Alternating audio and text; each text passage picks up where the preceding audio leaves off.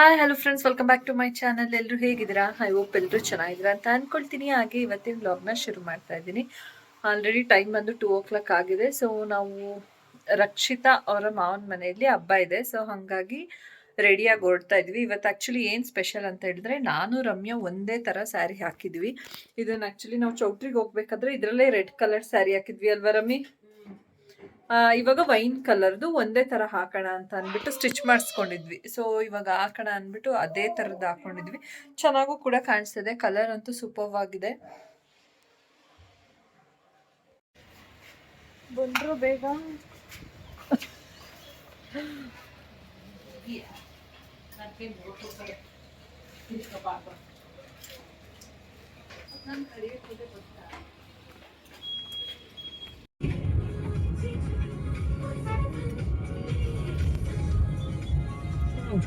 ಎಣ್ಣೆ ಮಾಡಿ ಅಲ್ಲೇ ಅವ್ರಿಗಿದ್ದ ಬೇಡವಾ?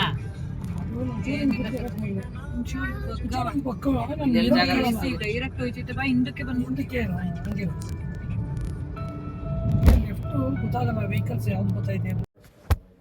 ಹಾಗೆ ಇವಾಗ ಬಂದ್ವಿ, ರೀಚ್ ಆದ್ವಿ ನಾವು. ಇದು ತಾಂಡವಪುರ. ಸೊ ತಾಂಡವಪುರಕ್ಕೆ ಬಂದಿದ್ದೀವಿ. ಹಬ್ಬ ಅವ್ರು ತುಂಬ ಜೋರಾಗಿ ಮಾಡ್ತಾರೆ ಇವಾಗ, ಅಂದರೆ ಇಡೀ ಊರೇ ಮಾಡುತ್ತೆ. ಸೊ ಹಂಗಾಗಿ ನಾವು ಟ್ರಾಫಿಕ್ಕೇ ಆಗೋಯ್ತು ಬರೋ ರೋಡಲ್ಲಿ ಅಂತ ಹೇಳ್ಬೋದು.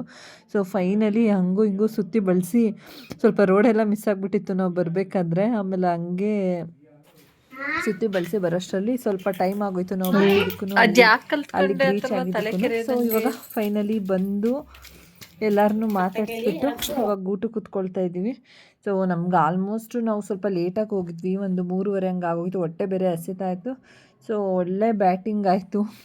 ಹಬ್ಬದ ಊಟ ತುಂಬ ಚೆನ್ನಾಗಿತ್ತು. ಊಟ ಕೂಡ ತುಂಬ ಚೆನ್ನಾಗಿತ್ತು.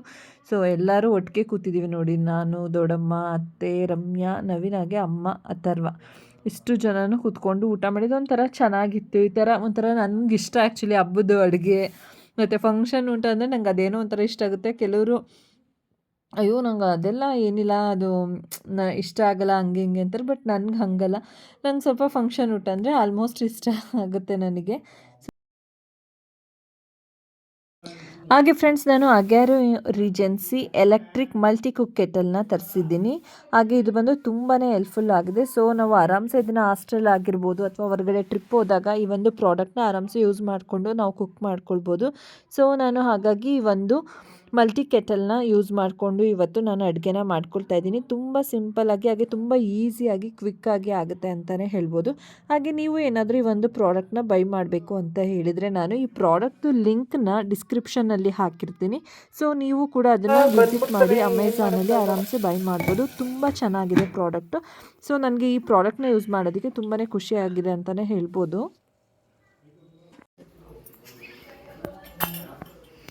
ರಕ್ಷಿತಾ ಅವರು ಅಡಿ ಮೈ ಊಟ ಮಾಡಿಸ್ತವ್ರೆ.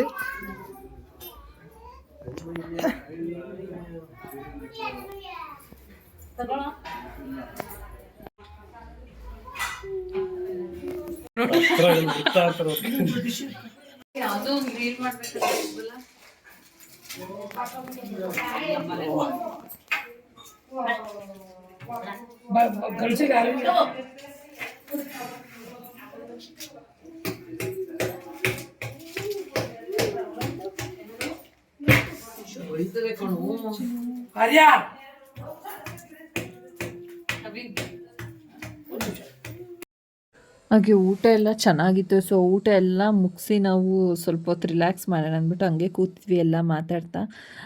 ರಕ್ಷಿತಾ ಇವಾಗ ನಮಗೆ ಕುಂಕುಮ ಕೊಡ್ತಾ ಇದ್ದಾಳೆ. ನಾವು ಇನ್ನೊಂದು ಸ್ವಲ್ಪ ಹೊತ್ತಿದ್ದು ಆಮೇಲೆ ಹೊರಡೋಣ ಅಂತ ಅಂದ್ಬಿಟ್ಟು ಸ್ವಲ್ಪ ಹೊತ್ತು ಮಾತಾಡ್ತಾ ಇದ್ವಿ. ಏನೇನೋ ರೇಗಿಸ್ತಾ ಒಬ್ರಿಗೊಬ್ರು ಮಾತಾಡಿಸ್ತಾ ಕಾಲು ಎಳಿತಾ.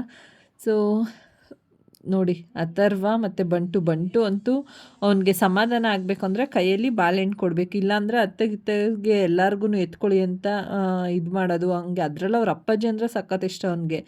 ಸೊ ಅವ್ರ ಅಪ್ಪನ್ನ ಎತ್ಕೊಳ್ಳಿ ಅಂತ ಅಂದ್ಬಿಟ್ಟು ಹಿಂಸೆ ಕೊಡ್ತಾ ಇರ್ತಾನೆ. ನಾವು ಅವ್ನ ಕೈಗೆ ಬಾಳೆಹಣ್ಣು ಕೊಟ್ಬಿಟ್ಟು ಅವನ್ನ ಓಡಾಡ್ಸೋದಕ್ಕೆ ಬಿಟ್ಟಿದ್ವಿ. ಅದಾದಮೇಲೆ ನಾವು ಇನ್ನೇನೋ ಹೊರಡಬೇಕು ಅಂದ್ಬಿಟ್ಟು ಹೊರಡ್ತಾಯಿದ್ವಿ. ಸೊ ಅಲ್ಲಿಂದ ರಕ್ಷಿತಾ ಅವ್ರದ್ದು ಚಿಕ್ಕ ಮಾವನ ಮನೆ, ಅವ್ರ ಅಜ್ಜಿ ಮನೆ ಇದು ಇನ್ನೊಂದು, ಅಲ್ಲಿಗೆ ಬಂದ್ವಿ.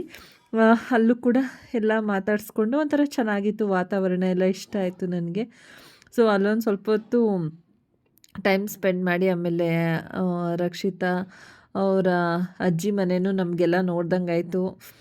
ಖುಷಿ ಆಯಿತು, ಎಲ್ಲ ಚೆನ್ನಾಗಿ ಮಾತಾಡಿಸಿದ್ರು. ಸೊ ಫೈನಲಾಗಿ ನೋಡಿ ಇಲ್ಲೊಂದು ಸ್ವಲ್ಪ ಹೊತ್ತು ಅವರ ಮಾವ ಅವ್ರ ಮನೇಲಿ, ಚಿಕ್ಕ ಮಾವ ಅವ್ರ ಮನೇಲಿ ಕೂತಿದ್ವಿ. ಅವರು ಜ್ಯೂಸ್ ಎಲ್ಲ ಕೊಟ್ಟರು. ಸೊ ಅದಾದಮೇಲೆ ಅಲ್ಲೊಂದು ಸ್ವಲ್ಪ ಹೊತ್ತು ಟೈಮ್ ಸ್ಪೆಂಡ್ ಮಾಡ್ಕೊಂಡು ನಾವು ಫೈನಲಿ ಮನೆಗೆ ಬಂದ್ವಿ.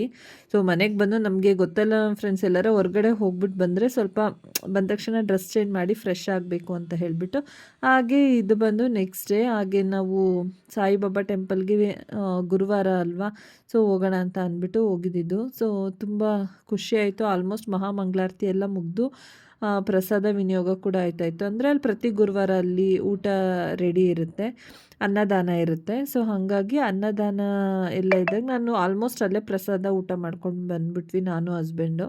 ಅದಾದಮೇಲೆ ಹಿಂಗೆ ಅಮ್ಮನ ಮನೆ ಹತ್ರ ಹೋಗಿದ್ದು ಬರೋಣ ಒಂದು ಸ್ವಲ್ಪ ಹೊತ್ತು ಅಂತ ಅಂದ್ಕೊಂಡು ಹೋದ್ವಿ. ಹೋಗಿದ ತಕ್ಷಣ ನಾವು ಹೋಗ್ತಾ ಹಾಗೆ ದಾರಿ ಮಧ್ಯದಲ್ಲಿ ಸೌತೆಕಾಯಿ ತೊಗೊಂಡು ಬಂದರು ನನ್ನ ಹಸ್ಬೆಂಡ್. ಸೌತೆಕಾಯಿ ಕಟ್ ಮಾಡಿಸೋಣ ಅತ್ತೆ, ಕಟ್ ಮಾಡಿಕೊಡು ಅಂತ. ನಮ್ಮ ಅತ್ತೆ ಅದನ್ನು ಚಿಕ್ಕ ಚಿಕ್ಕದಾಗಿ ಕಟ್ ಮಾಡಿಬಿಟ್ಟು ತೊಗೊಂಡು ಬಂದರು. ಜೊತೆಗೆ ಫ್ರೆಂಡ್ಸ್, ನಿಮಗೆ ಗೊತ್ತಿರೋಂಗೆ ಎಷ್ಟು ಬಿಸಿಲು ಸ್ಟಾರ್ಟ್ ಆಗಿದೆ ಇವಾಗ ಅಂತಂದರೆ, ಯಪ್ಪ ಅಷ್ಟು ಬಿಸಿಲು. ಸೊ ಹಾಗಾಗಿ ಈ ಸಮಯದಲ್ಲಿ ಕಲ್ಲಂಗಡಿ ಹಣ್ಣು, ಸೌತೆಕಾಯಿ ಜ್ಯೂಸು, ಮಜ್ಜಿಗೆ ಇದೆಲ್ಲ ಎಷ್ಟು ತಿಂದರೂ ಕುಡಿದ್ರೂ ಸಾಲೋದಿಲ್ಲ ಅಂತ ಅನಿಸುತ್ತೆ. ಸೊ ನಮ್ಮ ಅತ್ತೆ ನಮ್ಮಿಬ್ರಿಗೂ ಕಲ್ಲಂಗಡಿ ಹಣ್ಣೆಲ್ಲ ಕಟ್ ಮಾಡಿಕೊಟ್ರು. ಬಂಡಿಗೆ ನೋಡಿ ಸೌತೆಕಾಯಿ ಕೊಟ್ಟಿರೋದು ಸಮಾಧಾನ ಆಗಲಿ ಅಂತ. ಇಲ್ಲಾಂದರೆ ಅವ್ರ ಅಪ್ಪನ್ನ ಅಥವಾ ನಮ್ಮ ಅಮ್ಮನ್ನ ನೋಡಿಬಿಟ್ರೆ ಎತ್ಕೊಳ್ಳಿ ಎತ್ಕೊಳ್ಳಿ ಅಂತ ಹಿಂಸೆ ಕೊಡ್ತಾ ಇರ್ತಾನೆ. ಸೊ ಹಾಗಾಗಿ ಅವನ ಕೈಗೂ ಒಂದು ಕೊಟ್ಬಿಟ್ಟು ಸೌತೆಕಾಯಿನ ಸಮಾಧಾನ ಮಾಡಿರೋದು, ತಿಂತಾ ಇದ್ದಾನೆ. ಹೀಗೆ ಎಲ್ಲರೂ ಮಾತಾಡ್ತಾ ಕೂತಿದ್ವಿ. ಹಾಗೆ ಫ್ರೆಂಡ್ಸ್, ಹೀಗೆ ಮಾತಾಡ್ತಾ ನಮಗೆ ಟೈಮ್ ಹೋಗಿದ್ದೇ ಗೊತ್ತಾಗಲಿಲ್ಲ. ಆಮೇಲೆ ಮನೆಗೆ ಹೊರಡಬೇಕಿತ್ತು. ಹಾಗೆ ಈಗ ಮನೆಗೆ ಹೊರಡ್ತಾ ಇದ್ವಿ. ಹಾಗೆ ಈ ಒಂದು ಪುಟ್ಟ ವ್ಲಾಗ್ನ ನಾನು ಇಲ್ಲಿಗೆ ಎಂಡ್ ಮಾಡ್ತಾಯಿದ್ದೀನಿ. ಈ ಒಂದು ವ್ಲಾಗ್ ನಿಮಗೆ ಇಷ್ಟ ಆಗಿದ್ದರೆ ದಯವಿಟ್ಟು ಲೈಕ್ ಮಾಡೋದನ್ನು ಮರಿಬೇಡಿ. ಹಾಗೆ ಇನ್ನೂ ಯಾರಾದರೂ ಸಬ್ಸ್ಕ್ರೈಬ್ ಆಗದೆ ವೀಡಿಯೋಸ್ನ ನೋಡ್ತಿದ್ರೆ ದಯವಿಟ್ಟು ಸಬ್ಸ್ಕ್ರೈಬ್ ಮಾಡ್ಕೊಳ್ಳೋದನ್ನು ಮರಿಬೇಡಿ ಫ್ರೆಂಡ್ಸ್. ತುಂಬ ಚೆನ್ನಾಗಿ ಸಪೋರ್ಟ್ ಮಾಡ್ತಾಯಿದ್ದೀರಾ. ನಿಮ್ಮ ಸಪೋರ್ಟ್ ಯಾವಾಗಲೂ ಹೀಗೆ ಇರಲಿ. So thank you for that. ಹಾಗೆ ನೆಕ್ಸ್ಟ್ ವ್ಲಾಗಲ್ಲಿ ಸಿಗೋಣ ಫ್ರೆಂಡ್ಸ್. Thank you.